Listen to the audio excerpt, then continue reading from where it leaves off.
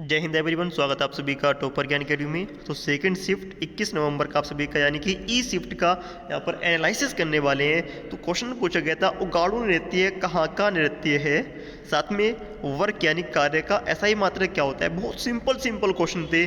साथ में फुटबॉल में कितने खिलाड़ी होते हैं, और यहाँ पर मेन क्वेश्चन था पुर्तगाल से गोवा कब आज़ाद हुआ। ठीक है, यानी कि गोवा को कब आज़ाद कराया गया था। सारे क्वेश्चन देखेंगे वन बाय वन। तो सबसे पहले यहाँ पर बात करते हैं इसका पीडीएफ कहाँ पर मिलेगा। तो पीडीएफ इसका मिलेगा टेलीग्राम पर। टेलीग्राम का लिंक है वीडियो के डिस्क्रिप्शन में। इस टाइप से सारे पीडीएफ मैं आपको प्रोवाइड करा रहा हूँ। आप लोग जाएं टेलीग्राम पर, जाकर आप लोग इसको ज्वाइन कर सकते हैं, और जाकर आप सभी लोग सारे पीडीएफ के साथ में आने वाले एग्जाम के नोट्स भी आपको यहीं पर मिलने वाले हैं। टॉपर ज्ञान अकेडमी इसका नाम यहाँ पर मिलेगा आपको। चलेगा, आज के शिफ्ट का सबसे हल्का क्वेश्चन देखते हैं कि फुटबॉल में कितने खिलाड़ी होते हैं। सभी को पता है, जितने क्रिकेट में उतने फुटबॉल में। ठीक है, तो आप सभी का यहाँ पर फुटबॉल से क्वेश्चन क्यों आया, क्योंकि आप सभी का फीफा हो रहा है। ठीक है, फीफा वर्ल्ड कप आप सभी का खेला जा रहा है। आज से ही, कल से आपका स्टार्ट हो चुका है। ठीक है, 19-20 तारीख से। और ये आप सभी का कहाँ पर हो रहा है, कतर में आप सभी का फीफा वर्ल्ड कप हो रहा है 2022 वाला। तो आपके एग्जाम में क्वेश्चन पूछ सकते हैं। तो फुटबॉल में कितने प्लेयर होते हैं, तो एक टीम में 11 प्लेयर होते हैं। तो कुल मिलाकर कितने होंगे, 11-11 22 प्लेयर हो जाएंगे। ठीक है, तो आपके 11-11 प्लेयर होते हैं फुटबॉल में। आगे देखते हैं, आगे आप सभी के यहाँ पर पूछा जाता है कि पुर्तगाल से गोवा को कब आज़ाद कराया। तो भारतवासियों ने पुर्तगाल को गोवा से कब आज़ाद कराया। आज़ादी तो हमें 1947 में मिल गई थी, मगर पुर्तगाल किसके अधीन था। ठीक है, गोवा अधीन था किसके, पुर्तगाल के। तो आज़ादी हमें तब तक नहीं मिली थी पुर्तगाल वालों को। ठीक है, वहाँ से गोवा में। तो यहाँ पर आप सभी का आंसर होगा 1961 में गोवा को पुर्तगाल से आज़ादी मिली। ठीक है, कब, 1961 में।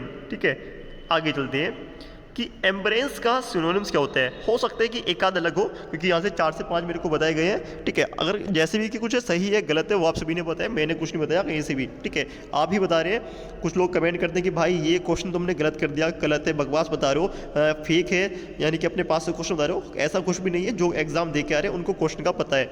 तो एम्ब्रेस का सिनोनिम्स क्या होता है, आपके शिफ्ट में आया था सेकंड शिफ्ट में। तो यहाँ पर आप सभी को होगा, एम्ब्रेस होता है आप सभी को किसी भी चीज़ को अपनाना। क्या होता है, अपनाना होता है आप सभी का एम्ब्रेस। तो इसका सिनोनिम से यहाँ पर पूछा गया था। तो किसी भी चीज़ को एक्सेप्ट करना, वेलकम करना, या फिर किसी को हग करना ही आप सभी का करेक्ट आंसर होगा। All is correct. ठीक है, आगे देखते हैं।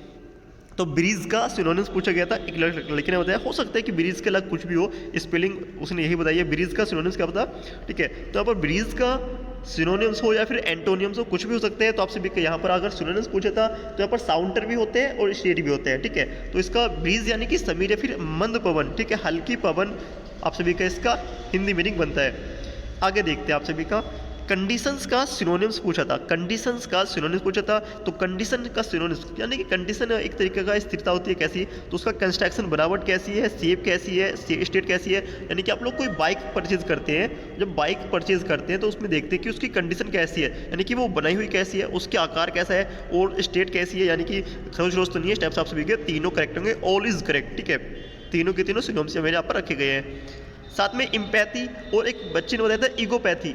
तो ईगोपैथी का तो कुछ मिला नहीं, मगर इम्पैथी तो कुछ होता भी है। ठीक है, ईगोपैथी बताया था, उसका एंटोनिम्स पूछा था।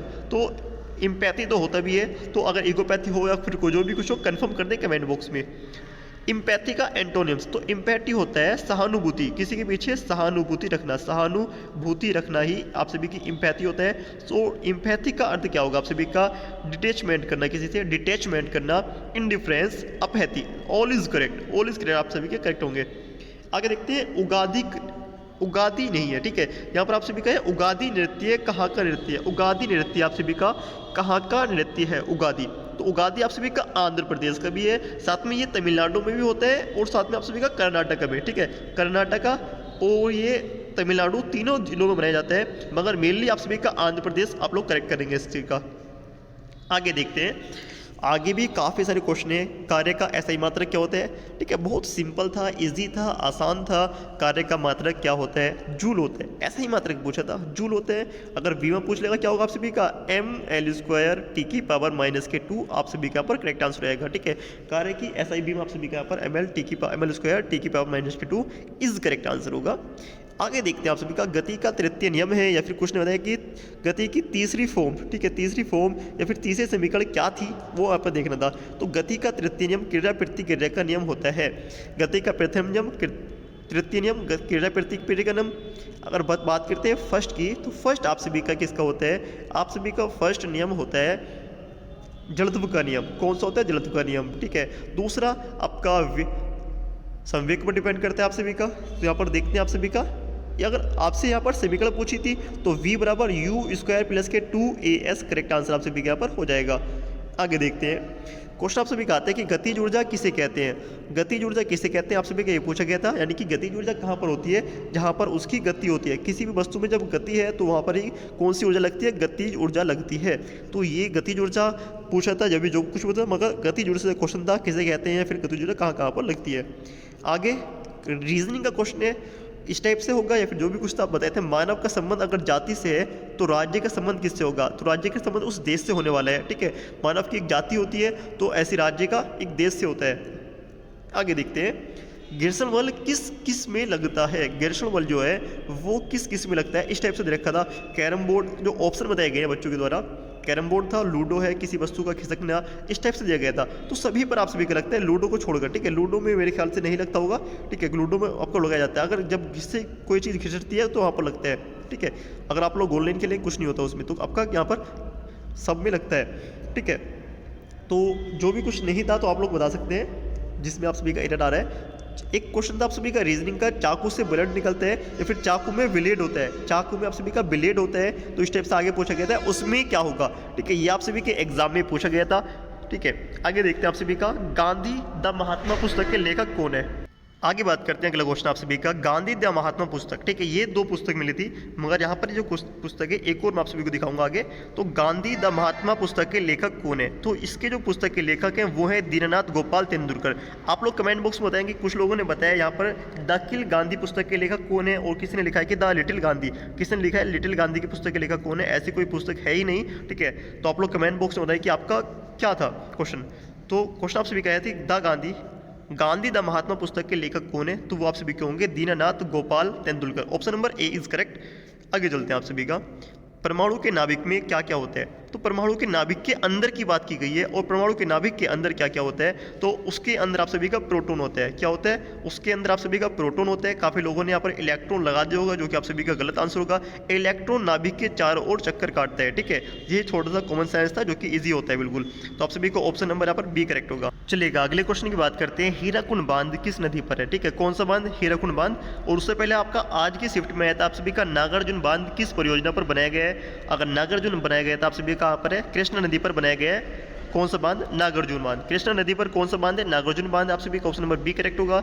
ये आप सभी का कल के शिफ्ट में था, यानी कि जो पॉपुलर आप सभी के बांध है वो पूछ रहे हैं। तो हीराकुंड कौन सी नदी पर बनाया गया है? तो हीराकुंड आप सभी का महानदी पर। हीराकुंड बांध किस नदी पर है? महानदी पर बनाया गया है हीराकुंड बांध। अगर आगे बात करते हैं तो आप सभी के बांध से क्वेश्चन आपके आ रहे हैं, तो आपसे रिक्वेस्ट है बांध के क्वेश्चन तैयार कर लें, काफ़ी आप सभी के लिए हेल्पफुल होने वाले हैं। साथ में आप सभी का ब्रह्मांड का तंत्र किसको कहते हैं? यानी कि ब्रह्मांड से कोई क्वेश्चन आता है, तंत्र कहते हैं, क्या कहते हैं? मगर जो स्टूडेंट ने लिखा है तो मैंने आप सभी को बता दी कि ब्रह्मांड का तंत्र किसे कहते हैं। जो भी कुछ था आपको देख लेना है। अगर आगे बात करते हैं, आगे कौन कौन से क्वेश्चन आए थे वो भी देखते हैं। उससे पहले एक कल का क्वेश्चन देखते हैं, ठीक है। तो कल का क्वेश्चन था आप सभी का मैथ का, एक्स बराबर यहाँ पर दे रखा है आप सभी का कितना? 3 + के 2√2 यहाँ पर आप सभी का दे रखा है। और वैल्यू फाइंड करनी, यानी कि अंडर रूट में हो कैसे भी आपका दे रखा था, और यहाँ पर वैल्यू फाइंड करने थे आप सभी को √x + के 1/, ठीक है, √x। ये आप सभी को यहाँ पर फाइंड करना था। तो इस टाइप से आप सभी को जब निकालेंगे तो अंडर रूट से x कट जाएगा आप सभी का 1 + 1/√x। और 1/√x की वैल्यू कितनी होती है? तो 1/√x की जो वैल्यू है वो आपकी यहाँ पर जो होगी वो होगी 3 - के 2√2, ठीक है।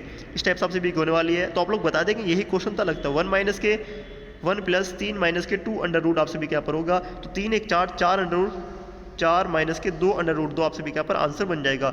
ये आप सभी की कल की शिफ्ट में मैथ्स का क्वेश्चन था। तो आने वाली शिफ्ट में या फिर आप सभी का नेक्स्ट एग्जाम या फिर एयरफोर्स के एग्जाम में क्वेश्चन इसका बन सकता है, ठीक है। ये आप लोग इस चीज़ को ध्यान से देखेंगे। अगर आगे बात करते हैं तो आगे और क्या क्या पूछा गया था उसको भी देखते हैं 1 बाय 1 करके। चलेगा आगे देखते हैं। यहाँ पर क्वेश्चन था कि लेट्स किल गांधी, ये पुस्तक मिल चुकी है। लेट्स किल गांधी यहाँ पर आप सभी का था। सभी ने अलग अलग बताए। लेट्स किल गांधी किसकी पुस्तक है? तो आप सभी की तुषार गांधी ने लिखी है लेट्स किल गांधी।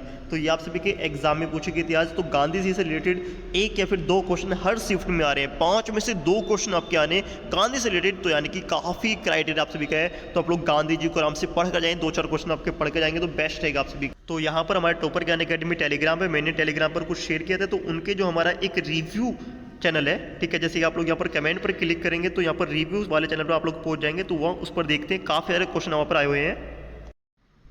चलिए यहाँ पर देखते हैं, इन्होंने लिखा है एम्बरेंस का यहाँ पर सिनोनिम्स था, इगोपैथी का एंटोनिम्स पूछा गया था, साथ में यहाँ पर और यहाँ पर वर्ग का ऐसा ही मात्रक था। यहाँ पर रिलेशन से क्वेश्चन आप सभी का बन रहा है। साथ में यहाँ पर आगे देखते हैं, इन्होंने लिखा कि सेट पर क्वेश्चन आ रहे हैं, प्रोबेबिलिटी से क्वेश्चन था आप सभी का जीडी के सेक्शन में। एंड यहाँ पर आप सभी का आगे देखते हैं, तो यहाँ पर आप सभी का रिलेशन से क्वेश्चन था आप सभी का।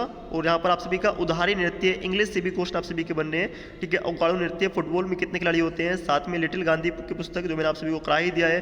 साथ में परमाणु के नाभिक में क्या होता है, ब्रिज का सिनोनिम्स था, गोवा कब आजाद हुआ। साथ में प्रोटॉन और न्यूट्रॉन से क्वेश्चन यानी कि जो मैंने आपको कराया है। उगाड़ी किस राज्य का नृत्य, ये आप सभी का पूछा था।